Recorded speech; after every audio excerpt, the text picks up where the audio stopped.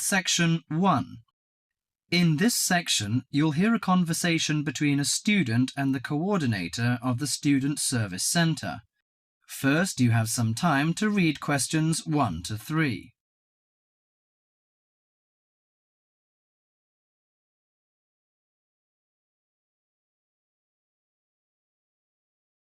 Now listen to the conversation and answer questions 1 to 3.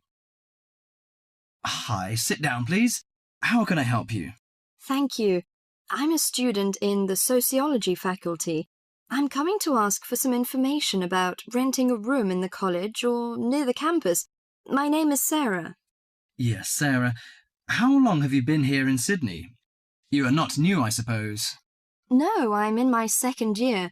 I came to Sydney 18 months ago from Korea. Where are you living now?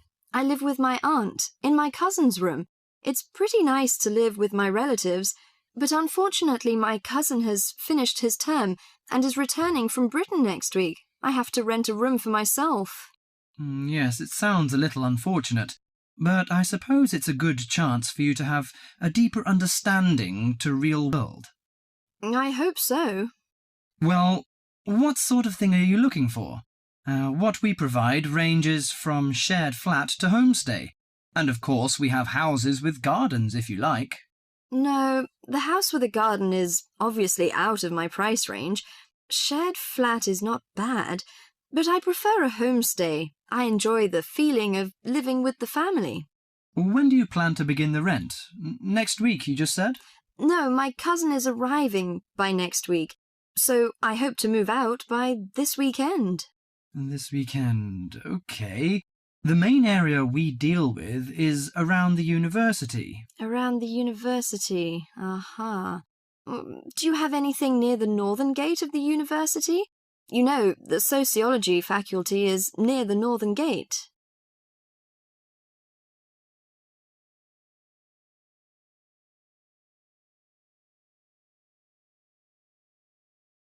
Before you hear the rest of the conversation, you have some time to look at questions 4 to 10.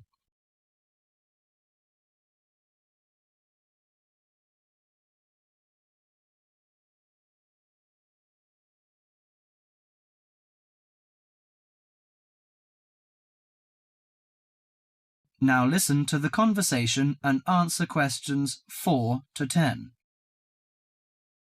Yes, what sort of price are you thinking of? Well, could you give me some idea? You know, I have no experience of renting a room. I don't know what price is reasonable, but I hope it's not over $300. I see. Usually the homestay ranges from $180 per month. Only $180? Yes, to $350 depending on a number of different factors. What does it depend on? Well, obviously the quality of the house, the facilities and extra services. Oh, I don't care about the quality very much, as long as it's clean. As to the facilities, I want the room with a separate bathroom. Kitchen isn't a necessity, because I don't want to cook by myself. I hope to have meals with the family if possible. Okay, let me check the files. Yes, I think this one might suit you. It's a family house with 2 vacant bedrooms. How about the owner of the house? I mean, is it a family or... According to the file, it is a retired lady.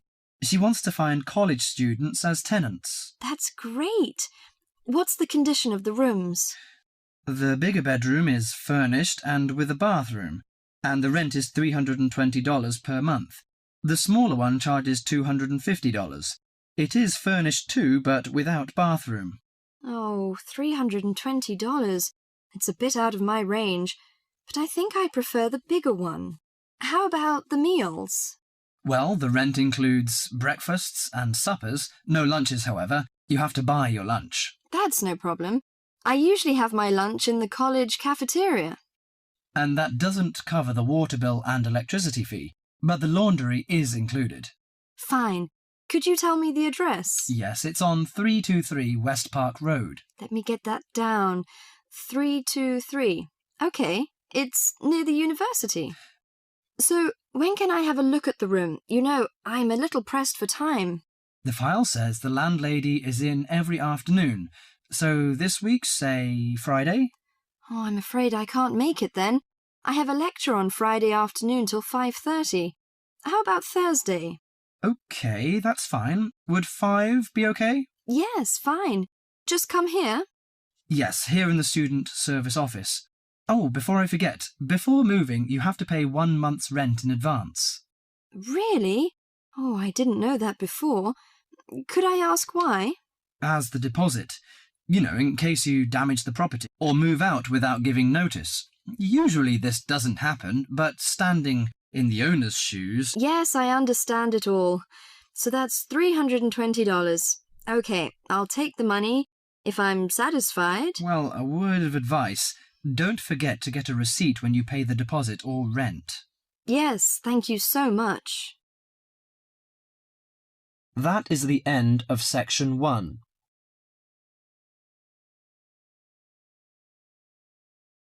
You now have half a minute to check your answers.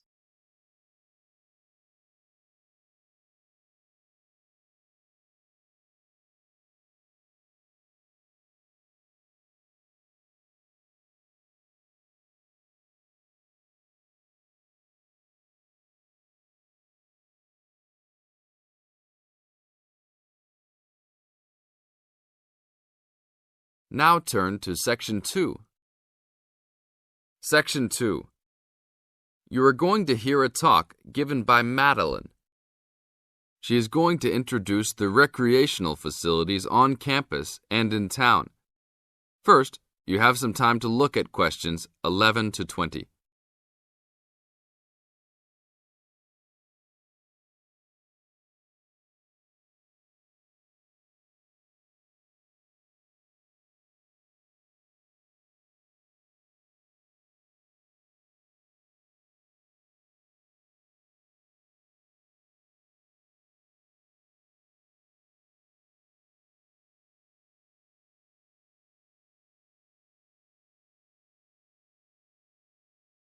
As you listen to the talk, answer questions 11 to 20.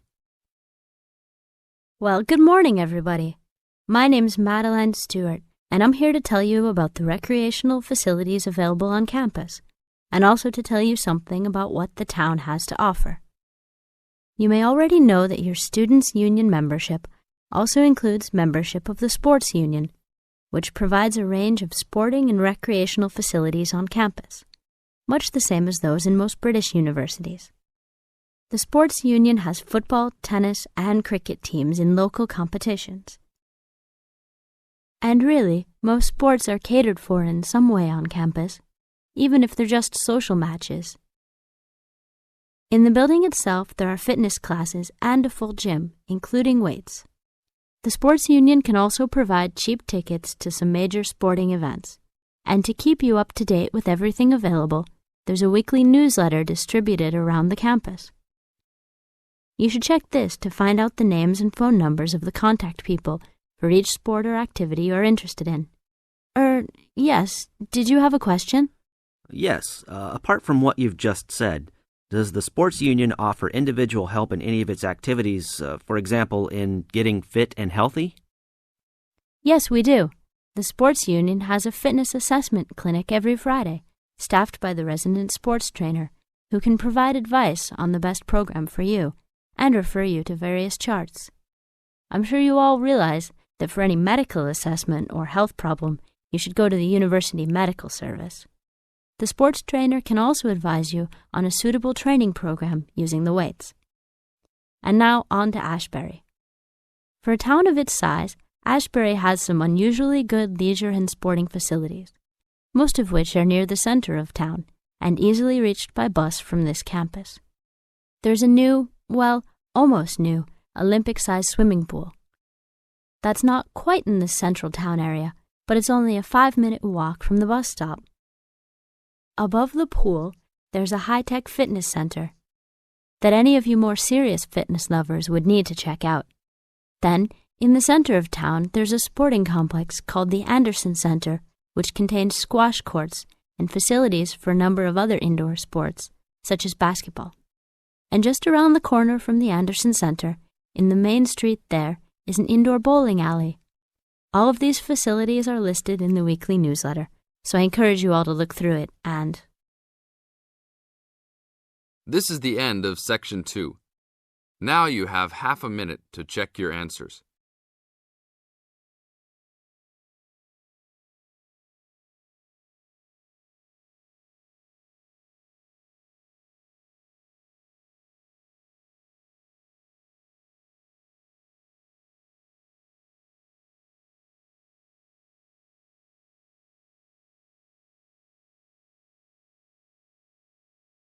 Now turn to Section 3.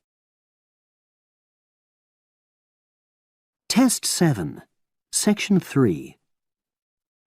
You will hear two business studies students discussing a presentation they'll do on an article on working effectively in groups.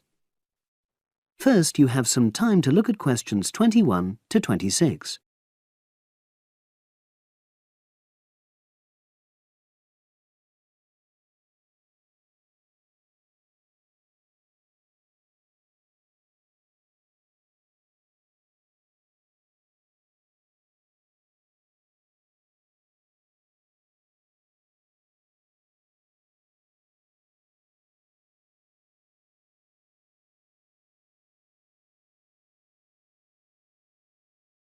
Now listen and answer questions 21 to 26. So, Brad, what did you think of the article on group work? Oh, hi, Helen. Yeah, it was pretty good, with helpful pieces of advice on how to make group work effective. I think we were lucky to be given such a straightforward text to present at the management skills seminar. Yeah. Actually, shall we discuss it now? Have you got time? Sure. It's only a 10-minute presentation, so we just need to explain and then give our views on the main points raised in the article. I'll jot down some notes. Right. So, there are 3 main sections. I suggest we start with listening. Yeah, effective listening in groups, because it's not something that's frequently covered on courses in our field. No, and we should say that in the presentation. Yeah. And also effective listening's pretty simple, you know. I don't think it's hard to learn.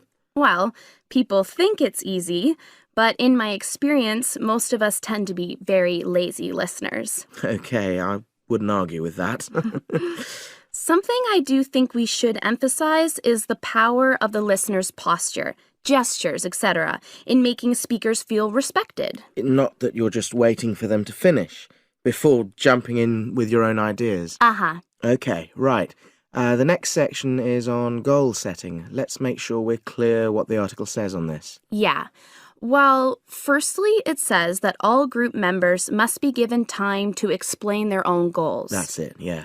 And then did it say that the whole group should agree on common goals? That's a bit too strong. It's more that everyone's agendas should be equally acceptable. But it does say that goals have to be realistic, you know... Achievable within a particular time? You've got it. That's really what the article's saying. There isn't really any point in having ideals if group members know they won't come to anything within a reasonable period. So, I think a summary covering those points will be enough for that part of the presentation, don't you? Yep. Now, the last section is about conflict resolution. Actually, I thought it was the worst part of the article. Me too. I don't think it went into sufficient detail on the issue. Actually, I thought it devoted too much space to it, but that it was all rather boring, you know? It didn't mention some of the more radical theories. Absolutely. I found that really irritating. Right, and also I think it could have said more about conflict sometimes being healthy in groups. Absolutely. It just mentioned rather glibly about how we should avoid thinking of winners and losers, and that quick resolution of conflict is always desirable. Without explaining what these terms mean? Well, it gives quite detailed definitions, but doesn't develop a proper argument. Right. So, for the presentation, I think we just give some definitions and then explain what we felt were the weaknesses in the article's treatment of conflict resolution. Yeah, good. Now you have some time to look at questions 27 to 30.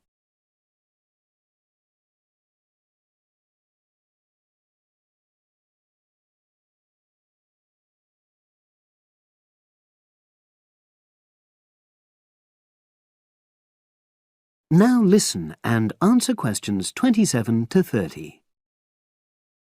So, let's think about what we have to prepare for the actual presentation. Well, I suppose we'll use PowerPoint, but I'm hopeless at using it, especially if it has any visuals. I really have to look into doing a course on it because I know I'll need it in the future. Don't worry, I'm quite happy using PowerPoint and I'll put it together when everything else is ready. That's a relief. But yes, do that later. Okay. Now, I heard the tutor saying we have to include some well-chosen quotations from the article. I'm not sure if we do. I'll email him to find out. No need, I can just have a look at the specs he gave us when he set the task. That'll be quicker. But the tutor definitely said we have to prepare a handout to go with the talk. I'm not really sure how we do that. Sarah did one last year. Who's she? She's doing the same option as me on marketing. I'll ask her advice on what to include. Great. So that just leaves the bibliography at the end. I suppose it'll mainly be articles. Yeah. So we'll just look on the web, and we can leave that till later. But we've been advised against that. Well, we could have a look through some journals in the library. I think we should start by looking through module handbooks. I think that'll give us some good leads. Yeah, you're probably right. So that's all the topics. That is the end of section 3. You now have half a minute to check your answers.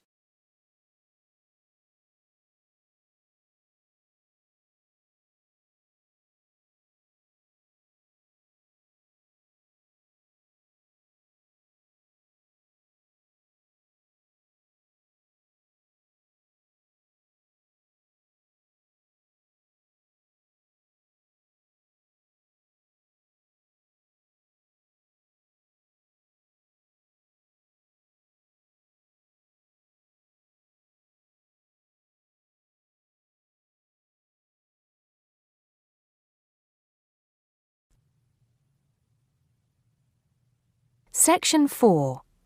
You'll hear a lecturer talking to students about sport in Ireland. First, you have some time to look at questions 31 to 33.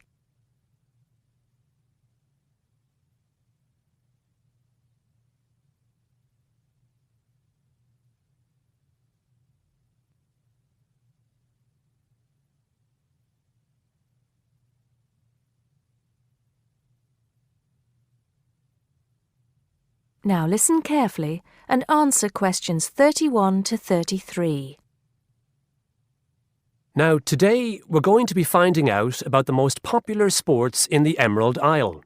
That's Ireland, of course. Can you guess what they are? Well, there are these two lesser-played games, a form of rounders and Gaelic handball. But we'll start with one which is perhaps over 3,000 years old, arriving in Ireland with the Celts, some claim. That may be a slight exaggeration, but I consider it to be the fastest field game in the world, and it goes by the name of hurling. Well, that's what it's known as in the English-speaking world anyway. So, what do you have to do? You've got 15 players on a team, one of them the goalkeeper. Each one has a stick called a hurley. Here you are. I've brought mine along. Had it since I was at school. This is what it looks like, and basically you have to get this ball, called a sliotar, that's S-L-I-O-T-A-R, so it's not spelt the way it's pronounced. You hit it into the net for 3 points, or you can hit it over the net for 1 point.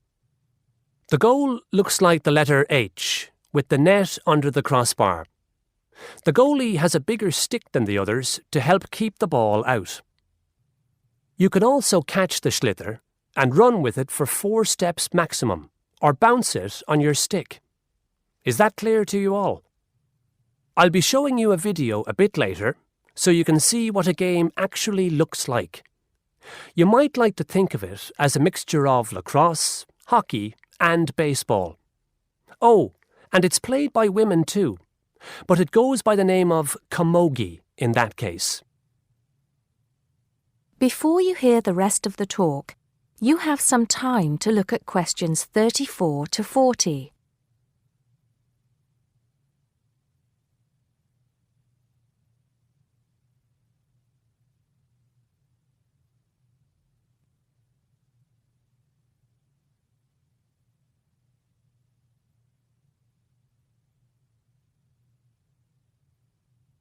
Now listen and answer questions 34 to 40. I'll give you a bit of the history, shall I now? Generally, the golden age of the game is considered to be the 18th century. But systematic rules were first agreed and drawn up at that great shrine of learning, Trinity College Dublin, in 1879, founding the Irish Hurling Union, closely followed just a few years later by the formation of the Gaelic Athletics Association. With greater organisation last century, the All-Ireland Hurling Championship got off to a flying start, and I'm proud to say that my own native city of Cork has won more than 20 titles over the years. But then, so have Kilkenny and Tipperary. Is it only played in Ireland? No.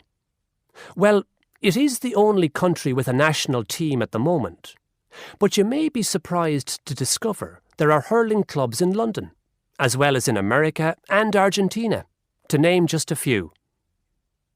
The other game I'd like to take a little time to introduce you to is Gaelic football, which is played on the same pitch as hurling with the same number of players, but there's no net.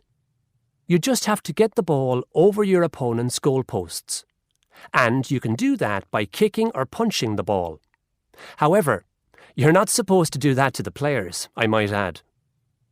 Imagine it as a combination of soccer and basketball.